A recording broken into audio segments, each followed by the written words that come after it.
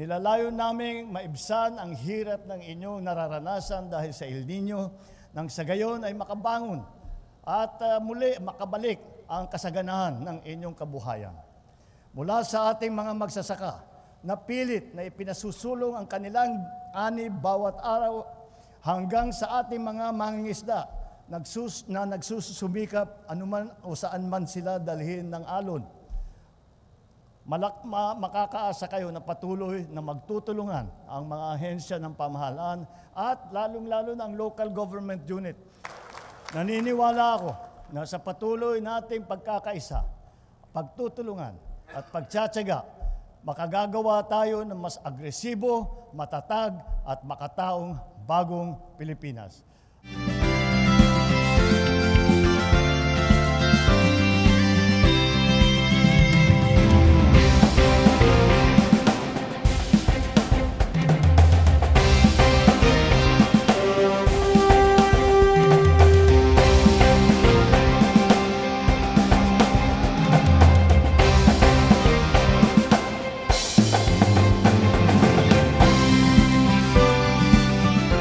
Kami po yung mga mangingisda na to tumanggap yung mga bangka na ito.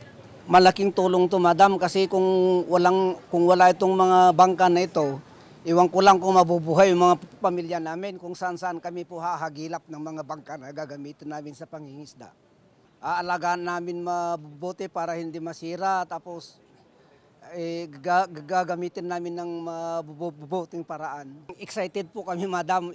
Excited na excited. Baka mapaiyak po kami mamamaya sa sobrang tuwa. Maraming salamat po, Presidente. Malaking tulong po itong bangka na ito para sa kabuhayan namin mahihirap. Kami po ang members ng Kawayan City Agricultural and Fisheries Cooperative na tumanggap po ng tulong ng mga shallow motorized water pump na malaking tulong po ito sa ating mga magsasakang Pilipino.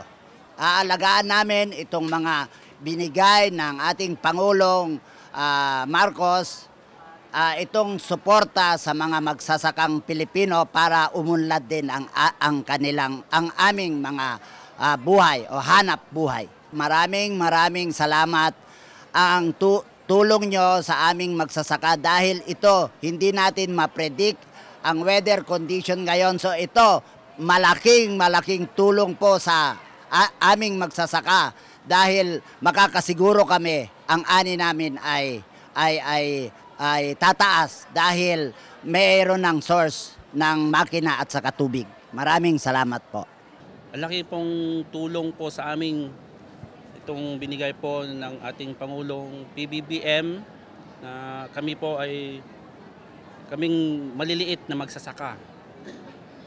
Thank you po sa inyo.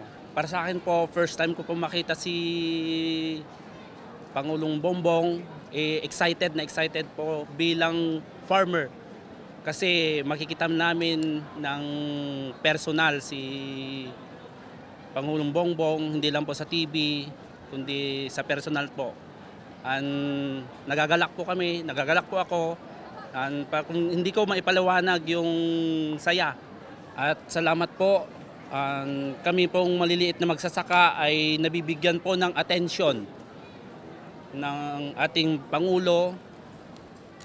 At sana po ipagpatuloy po ni Pangulong Marcos ang kanyang hangarin na tumulong sa aming maliliit na magsasaka.